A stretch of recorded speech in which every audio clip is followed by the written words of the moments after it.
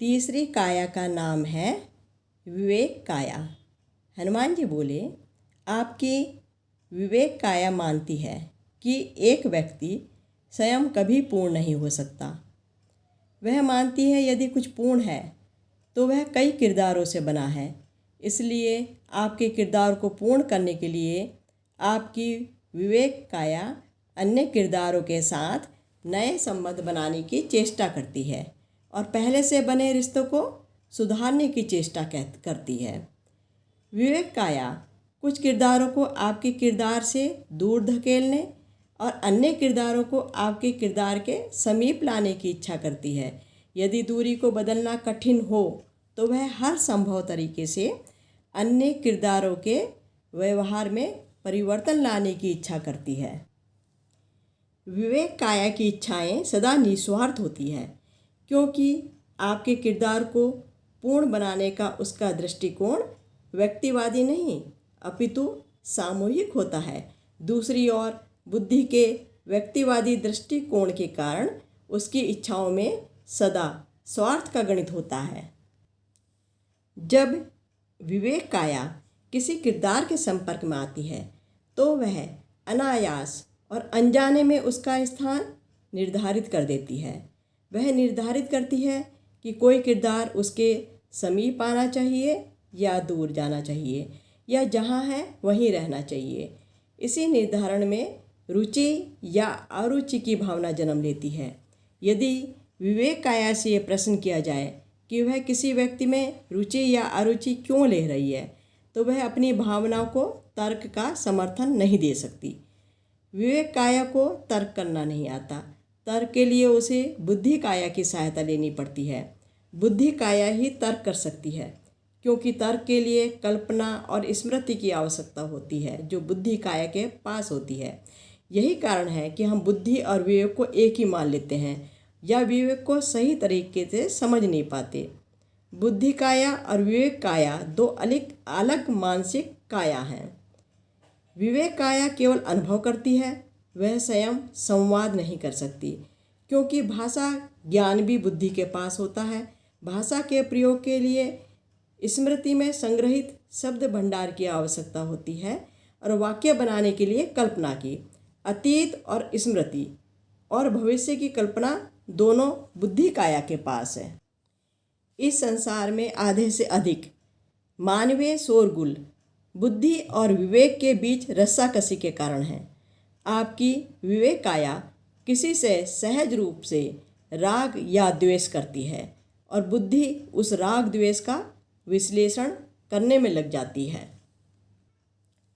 विवेक काया सामान्य तथा प्रसिद्ध जनों के बारे में सभी प्रकार की कहानियाँ, गपशप, समाचार आदि सुनने की इच्छा करती है। वह अन्य जीवित तथा मृत किरदारों के बारे में अपनी राय प्रकट करने की इच्छा करती है।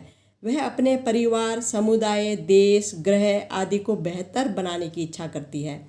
वह अन्य मनुष्यों, कुत्तों, बिल्लियों, हाथियों आदि की देखभाल करने की इच्छा करती है।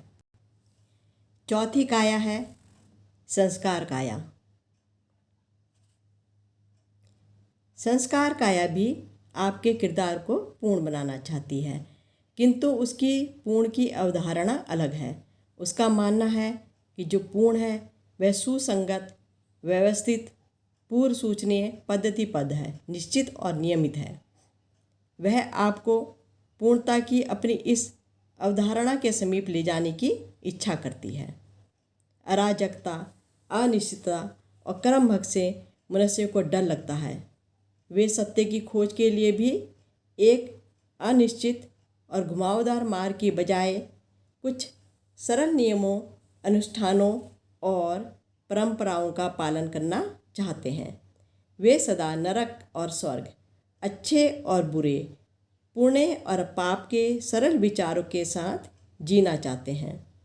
वे सदा विचारधारा और मान्यता के छोटे से घोंसले की खोज में रहते हैं जिसमें वे चैन से अपना जीवन बिता सके।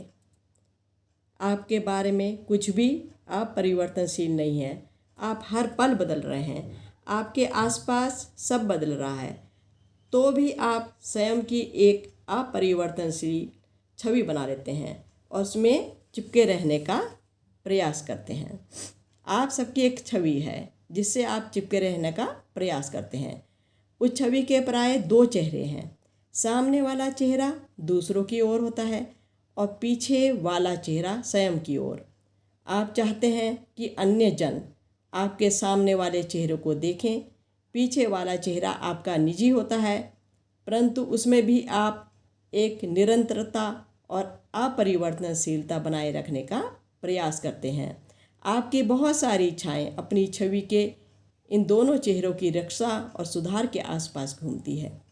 पीछे वाले चेहरे को क्षति पहुंच जाए तो कोई बात नहीं, परंतु आप अपने सामने वाले चेहरे को हर मूल्य पर बचाए रखने का प्रयास करते हैं।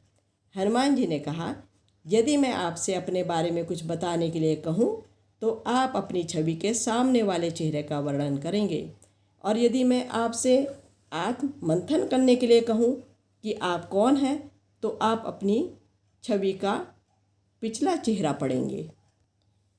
भले ही आपके जीवन का हर दिन अलग रहा हो, आप अपने व्यवहार में नियमितता देखते हैं। आप उस नियमितता को बनाए रखने की इच्छा रखते हैं, क्योंकि आपकी संस्कार काया का मानना है कि ऐसा करने से आपका किरदार पूर्ण हो जाएगा। उसकी पूर्ण की अवधारणा ही दोषपूर्ण है। वह ये कभी नहीं जान सकती कि पूर्ण क्या है, परंतु आपकी आत्मा अर्थात आप जानते हैं। इसलिए आपके किरदार को संस्कार काय द्वारा उत्पन्न इच्छाएं अपने ऊपर नहीं लेनी चाहिए। एक जागृत आत्मा जब चाहे किरदार से अलग हो सकती है।